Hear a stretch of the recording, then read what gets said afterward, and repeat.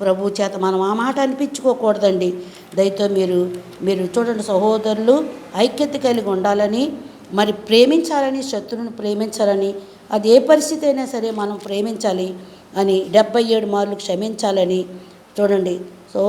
సమాధానపరచువారు ధన్యులు, వారు దేవుని కుమారులు అనబడుదురు అని వాక్యం చెప్తుంది. కాబట్టి ఈ మాటలు వింటున్న మనము, ఈ వీడియో చూస్తున్న మనం తప్పనిసరిగా మా బంధువులు, మా ప్రియులు ప్రత్యేకంగా ఈ మాటలు వినాలని చెప్తున్నాను, ఈ వీడియో చూడాలని చెప్తున్నాను. దయచేసి సరి చేసుకుందామండి. ఎవరిని విమర్శించి నేను మాట్లాడటం లేదు. మా కుటుంబాల్లో ఐక్యత లేదు. తర్వాత లోకంలో కూడా మరి మన సహోదరుల్లో మన దగ్గరికి వచ్చిపోయేవాళ్ళు సమాధానం ఉండటం లేదు. ఏదో హృదయంలో దాచుకొని బయటికి మాట్లాడుతున్నాం. కాబట్టి మనం అలా ఉండకూడదు. మరి పాపంలో నొప్పుకొని విడిచిపెట్టేవాడు కనికరం పొందునని దేవుని వాక్యం ఉన్నది.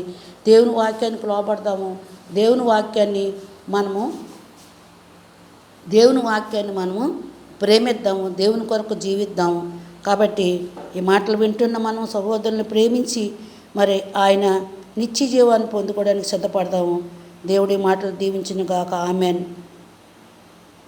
Thanks for watching. Praise lord.